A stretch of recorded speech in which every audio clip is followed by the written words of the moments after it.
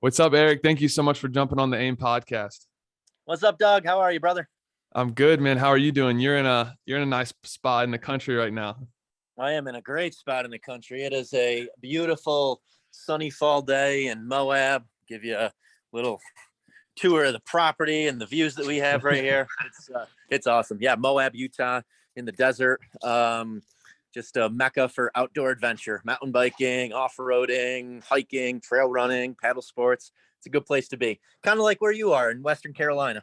That's right. That's right. I love it here too. That's great. Yeah, the first time we connected and talked, and you were showing me all the views around you. I was super jealous. I was like, man, I need to get out there and come visit. It's beautiful. Yeah, you do. Let's go, man. Well, yeah, like I said, I appreciate you jumping on. I'm excited about this episode. I think you've done a lot of really exciting things in your life, and you've done things at different ends of the spectrum from a fitness standpoint and a health standpoint. So I'd love to kind of dive into a little bit to your story, kind of just set the context of what we get into, but then really just, start off with kind of your Ironman training. And, you've completed 5 full Ironmans. Is that correct? Correct. Yeah. So I grew up playing sports. I played basketball. I ran cross country. I ran track. I was a decent runner, but small school, good runner. I wasn't known on any state or national level by any means. And then in college, I got into weightlifting, but very much just vanity muscles, bicep curls and tricep extensions. And I wasn't doing anything functional other than maybe bench press, but, I wasn't doing it to excel in performance. I was doing it to look good. And then after college, I got out of shape and I was up over 200 pounds. I weighed 5'9". I'm 175 now. So, I had a little belly, and I hired a personal trainer in my mid 20s to help me get back into shape. And, I was doing like high intensity, 30, 45-minute workouts, 5 days a week, and, started to learn about, training versus exercise and, bang for your buck, like doing more complex lifts like deadlift, back squat, thrusters, pressing, row intervals, going hard enough to get a stimuli. And from there, I got into triathlon. And triathlon honestly was because I had some friends who were competing in this half Ironman that was coming to Syracuse, and they had these fancy bikes with 4 handlebars, and I was more intrigued by the gear than anything. And I'm like, well, I want to buy one of those bikes, so I guess I got to sign up for a triathlon. So, bought one of the fancy bikes and signed up for a sprint distance triathlon in 2009 or 2010. And I didn't have any swimming background. I grew up boating, but I couldn't swim with my head in the water. I definitely was not considered a swimmer by any means. I had the running background from high school. So, running came fairly easy to me. And having done a lot of those, high intensity weight workouts, I had some pretty good strength for biking. So in that first triathlon, I almost drowned in the swim.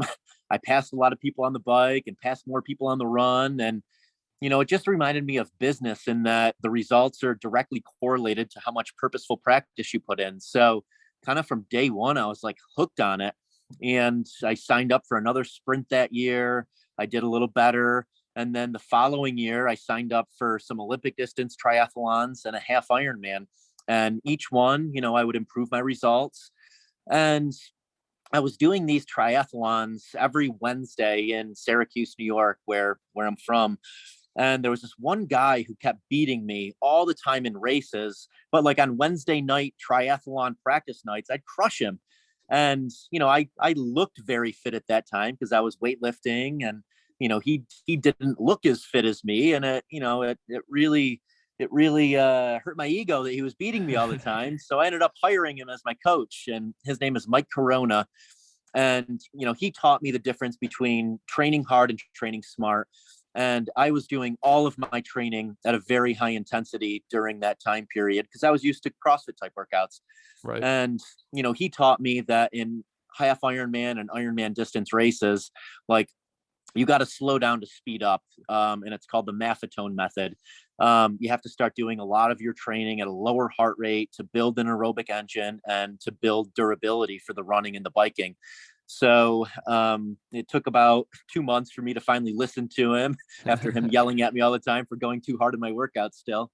And then I started slowing down, and for a few months, I'm like, I don't feel like I'm doing anything. I'm not sore anymore. My heart rate's not spiked. And, fast forward 3 years, 4 years of doing that training, I went from running 20 miles at a 8:30 pace, at a 140 heart rate, to being able to run 20 miles at a 625 pace at a 129 heart rate.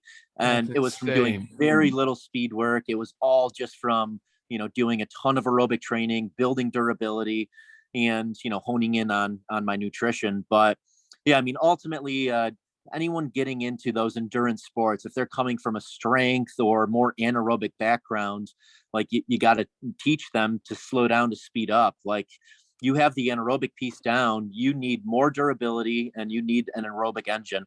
And during that time period, I was also eating a high fat diet, like teaching my body to burn fat for fuel. So I didn't have to, consume a ton of carbs like I was before. And yeah, that combination of slowing down, having a high fat diet, and, just like actually following each workout the way it was written, the heart rate I'm supposed to go at, whatever intervals I'm supposed to do.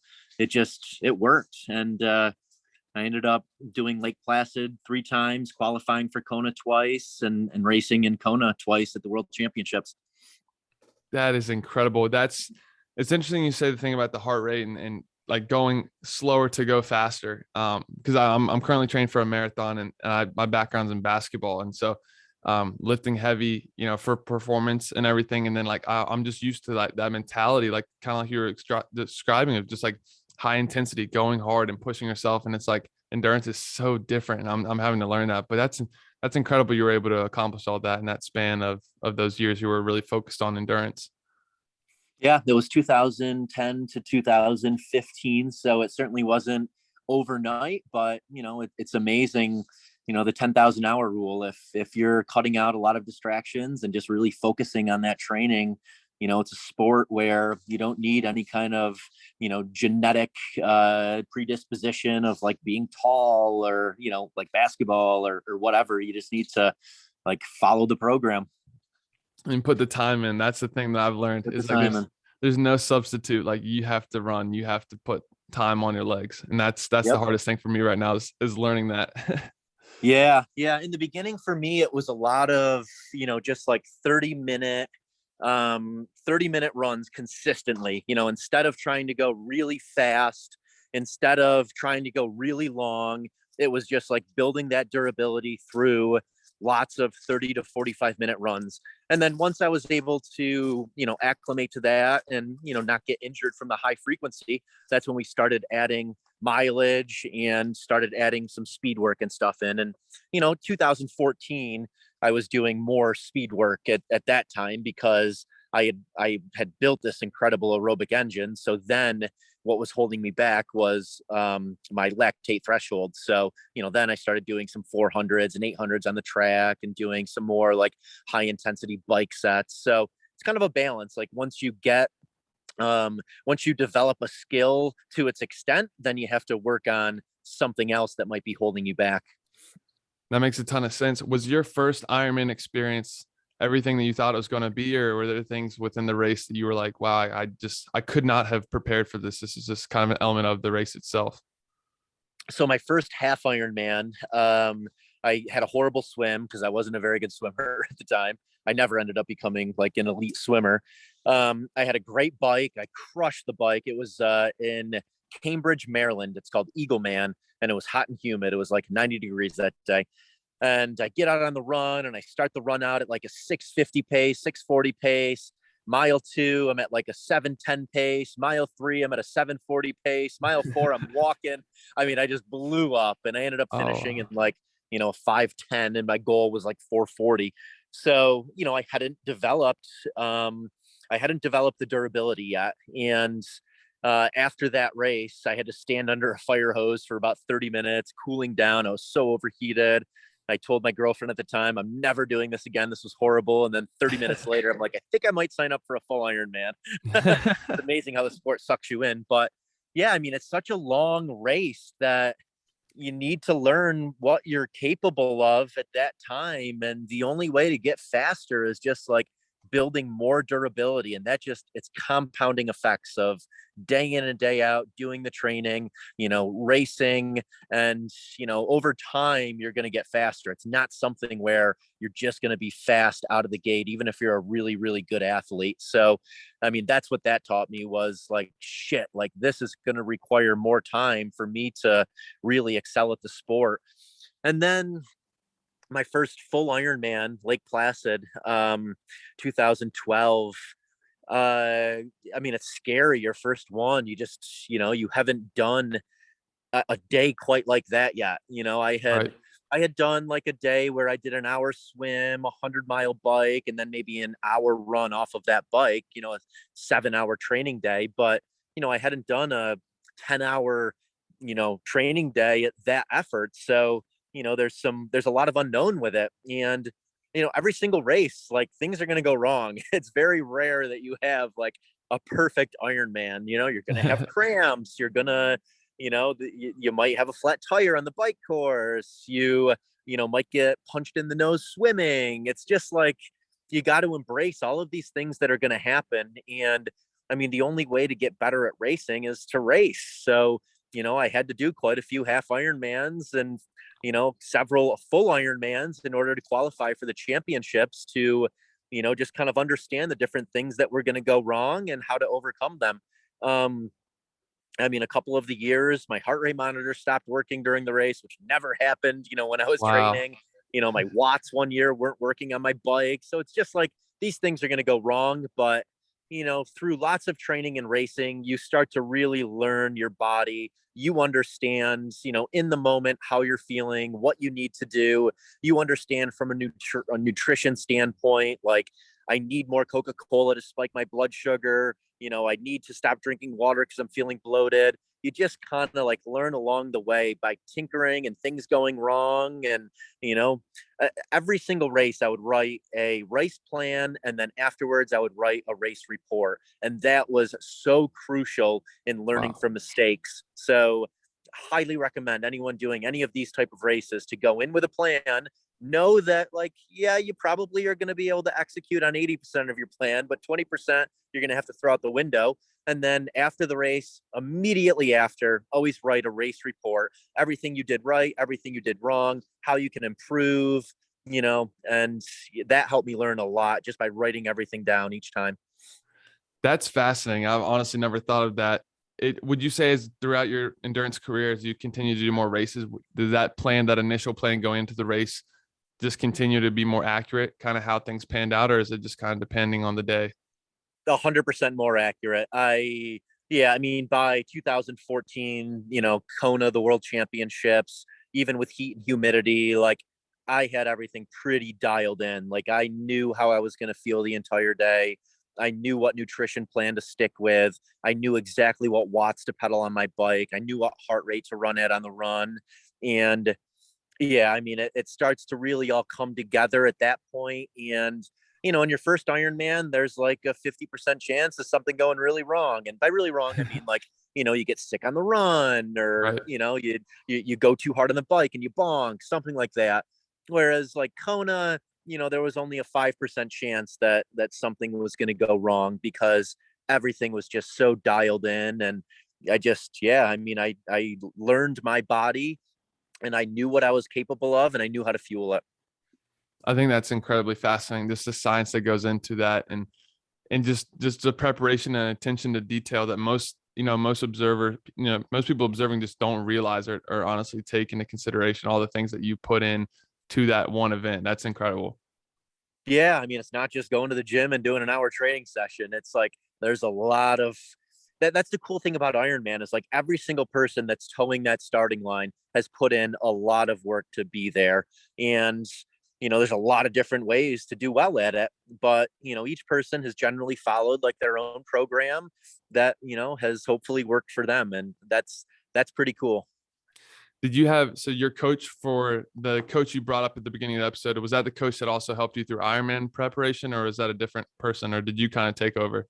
Yeah, no, he was my coach all the way through. And, I mean, by the end, I knew what to do, but it's still nice having, at that point, it was more like, I'm going to overtrain if I don't have someone inputting workouts for me, because I'm just like so motivated. My body's so dialed. Like I can easily overtrain and not really understand that I'm overtraining. So, it's still nice having someone where, I always say, think, what is it? Think like a racehorse and train like a bumblebee, where you just have like positive thoughts, like a bumblebee isn't supposed to fly, but because it believes it can fly, it does.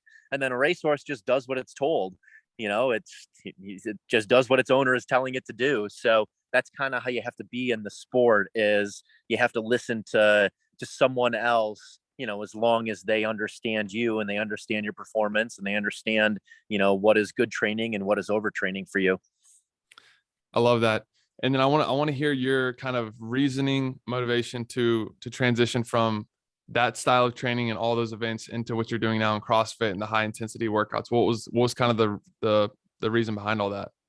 Yeah. So I felt like I had reached my goals in the sport, and the only way to continue improving was to swim more. And I was swimming in the basement of a YMCA at like 5:30 in the morning back then, the cold pool. It was just unpleasant. Like I dreaded every single one of those workouts. And I was getting more and more into CrossFit. Helped open a CrossFit gym in 2000, late 2013 in Syracuse, New York. And I enjoyed the community aspect of CrossFit, but it was just difficult to like really do both at a high level. And yeah, I was losing my passion and purpose for triathlon. So like, signed up for races, and then the race would come and I'm like, I don't want to do it. So I just realized I didn't have the stoke for it anymore. And I wanted to try something where I could see improvement again. And I really wasn't seeing much improvement. I was just training 25 hours a week to kind of stay at the same level in Ironman triathlon. So 2015, 16, I kind of was like, I had my toe in each. And then by 2017, I was more doing CrossFit type training and still like biking, running. I had given up swimming. And by like 2018, I was training much more like a CrossFit athlete, and, still mountain biking, road cycling, running here and there, but putting a lot more of my volume and effort into CrossFit training. And at that point, it wasn't to excel so much at the sport. It was more just because I felt good day in and day out. Like, throughout those triathlon years, to excel at that level, you have to go so far in one direction of just cardio all the time, that I had lost a lot of muscle mass. I was starting to feel just kind of lethargic and tired. And like the weight workouts, I felt empowered again, and I felt strong, and I was putting on muscle mass, and I just wanted to feel good, as opposed to do something where I'm good at it. And, that's more like for ego and public perception, whereas you feeling good about something is more like you're doing it for yourself. And, that's what the weight training, with still dabbling in endurance sports, brought for me. Yeah, I love that. I think that's super fascinating. I just spent some time last weekend at the Rogue Invitational in Austin, and that was the first time I'd ever been exposed to like live CrossFit events, and it was literally incredible. Just the amount of respect I have for people that perform at that elite level with, that's that level of fitness, but also that competitive drive. And I think that's something that I think CrossFit can bring out of a lot of people, is just the competition, Yep. the daily competition with not only yourself but the people you're working out or training with. Yeah. I mean, if you want to be a well-rounded athlete, I really believe that training like a CrossFit athlete is the way to go. And that's very different than just like going and taking a CrossFit class. Um, Nothing wrong with CrossFit classes, but oftentimes you're dealing with people that, are sitting throughout the day. They walk into a class. It's a very short warm up. They lift some heavy weight, and then they go like extremely hard with their heart rate up in complex lifts. And, that's a recipe for disaster. Whereas, training like a CrossFit athlete, they're doing a substantial warm up and, activation, 15 to 20 minutes. And then there's like a 30 to 40-minute strength training block with complex lifts like deadlift, presses, front squat, back squat.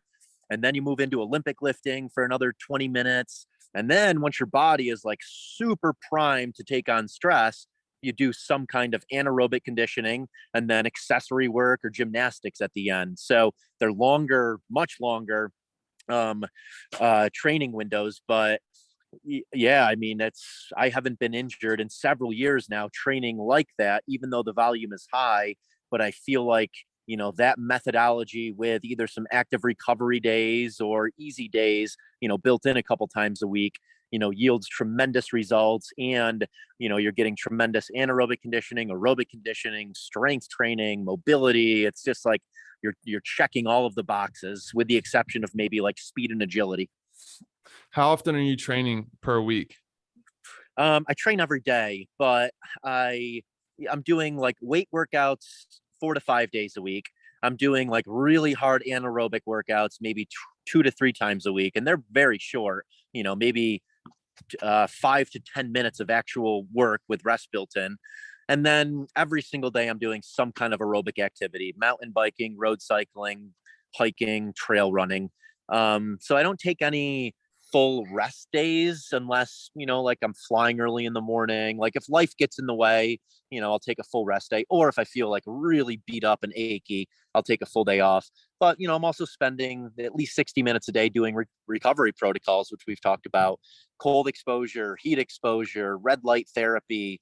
I very rarely sit. I'm moving, all day, every day, just to keep the blood flowing. So, I very rarely wake up super sore or achy. So if you're doing that kind of volume, you need to make sure that you're not sitting a lot, and you need to make sure that you're building in a lot of recovery protocols as well. Yeah, I want to dive into that because that's somewhere where I think you have a really strong background in. Because obviously, I know, like, even looking at your Instagram, I know how much you're training. It feels like you're training all day long. But you also have some really cool recovery tactics I've seen you kind of promote and talk about. So I'd love to hear kind of what your recovery looks like in a little more detail, with some different strategies and different systems you have in place. Sure. So, I mean, it varies where I am. So in Moab, we have a hot tub.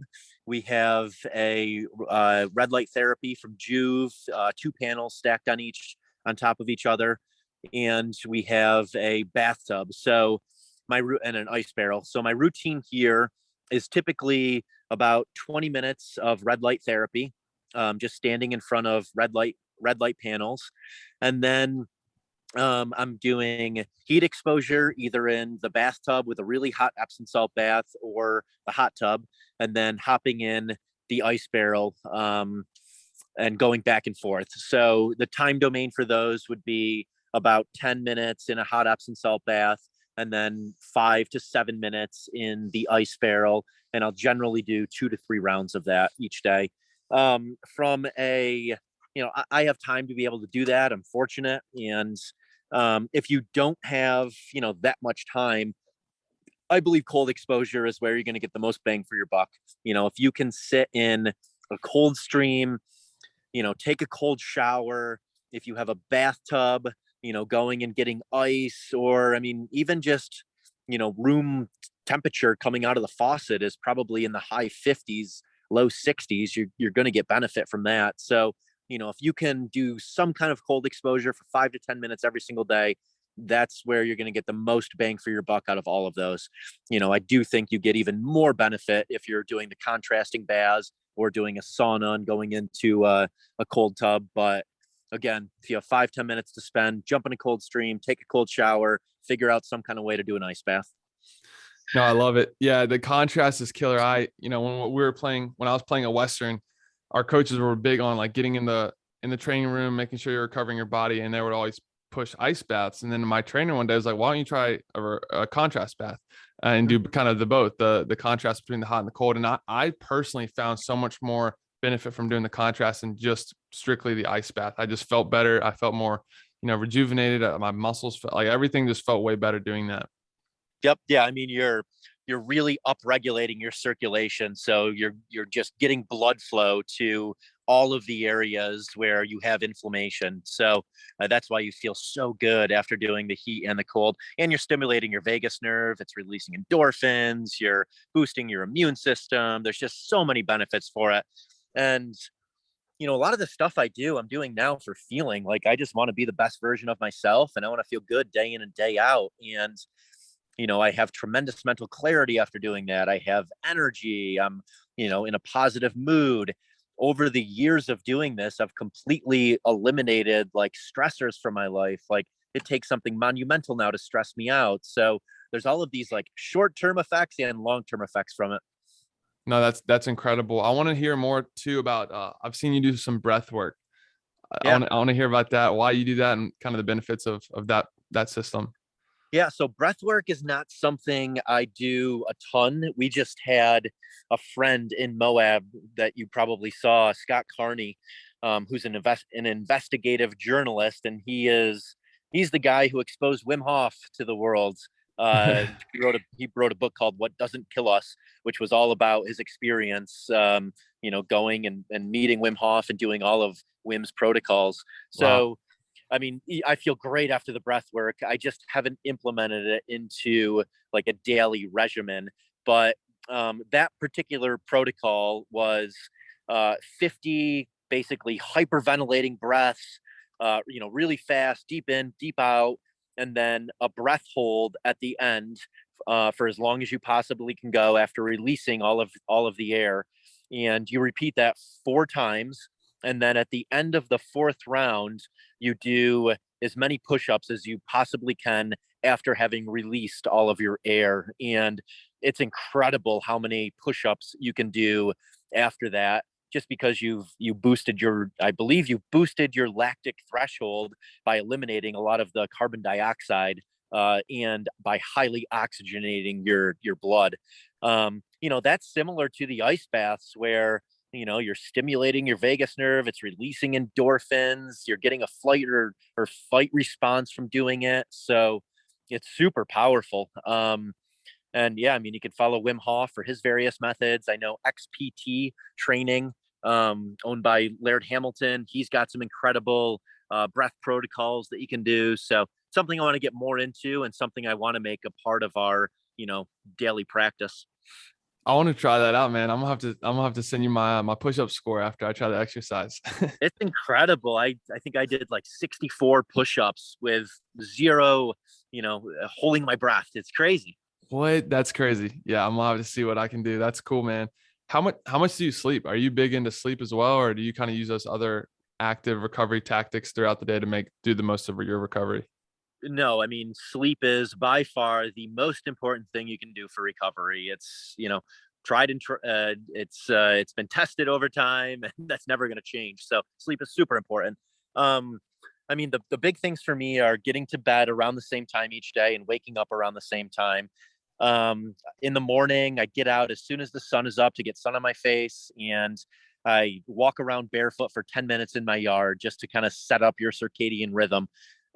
We sleep with a super dark environment. If you don't have a dark environment, wear a sleep mask. I wear earplugs.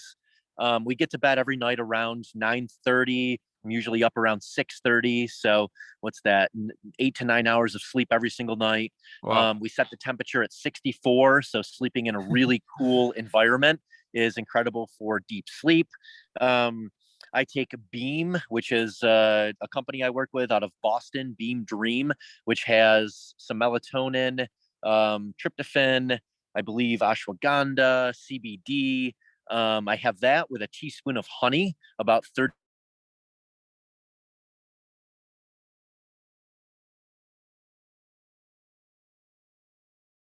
minutes consumption after 1 p.m. every day. So yeah, it's doing a bunch of stuff to set yourself up for the best sleep possible. Obviously, the exercise, eating healthy, doing the cold exposure, doing the heat, they're all, within that mix as well. That's setting you up to be tired at night. Yeah. Another big thing too, and this is not something a lot of people think about, is I don't like doing anything highly stimulating late at night. So you're not going to find me out at a late night party, a dance club. I don't really enjoy entertaining late at night. So highly stimulating environments late in the evening, or being like super on and highly engaged, because you wake up in the middle of the night with your mind wandering. No, that's interesting. I think that makes a ton of sense. And I love how you kind of have a system and routine in place to to accomplish those goals and just kind of get your body in that routine and rhythm, which I think it can be hard to do, but I think with discipline, that's where you probably see the most success. 100%. Yeah, it's kind of like nutrition. It's, for me, it's more putting it on autopilot. It's not. I mean, obviously, it's about the food choices I make, but when I get off track with eating, it's because I have too many options and I have to make decisions about it. So I like sticking to the same structure every day, eating pretty much the same foods at the same times. So it's just on autopilot and I don't have to think about it. No, it makes a ton of sense. What do you have any goals, like anything you're training for specifically, or are you just kind of in this block of CrossFit? You're just enjoying kind of how you feel and how it's going? First and foremost, the latter. Just enjoying how I'm feeling. I'm signed up for Leadville, the 100-mile mountain bike race next year. So I'll do that in August. That's So awesome. I'll start ramping up my road cycling over the next 2 to 3 months, just doing more volume, and then ramping up the mountain biking again when we get back here in Moab in late winter, early spring. I have that. I do the CrossFit Open every year. I've gotten close the last couple of years in qualifying in the Masters division for CrossFit. So I'll continue to do that each year. I enjoy in doing the CrossFit workouts. They beat me up, so it's not something I like to do often, but I do participate in the Open every year. Yeah, those are about it. I usually do the Ultimate Hawaiian Trail Run in September of each year in Kauai. So next year I'll probably do that as well. That's not really something I need to purposely train for. It's just it's like a 10K in the rainforest. It's more for fun and for charity, but That's awesome. It is an event that I enjoy doing each year. That's super cool. All right, as we wrap this up, man, this has been incredible. What's your favorite CrossFit workout? My Do you favorite have a go-to? CrossFit workout. I mean, Murph is probably what I am best at. I don't know that it's my favorite. Yeah. It definitely beats you up doing it, but it's it's mainly body weight focused with running, and I excel at that, having a running background, and then being better at a lot of the body weight movements than at the heavy lifting movements. So I would say probably, yeah, Murph, if I really want to test my fitness. I love it, man. This has been an incredible episode. I've loved hearing kind of just your life, your training knowledge, and then also all the stuff we talked about pertaining to recovery, man. So thank you so much for jumping on the AIM podcast. You're so welcome. This is so much fun, dude. Let's go.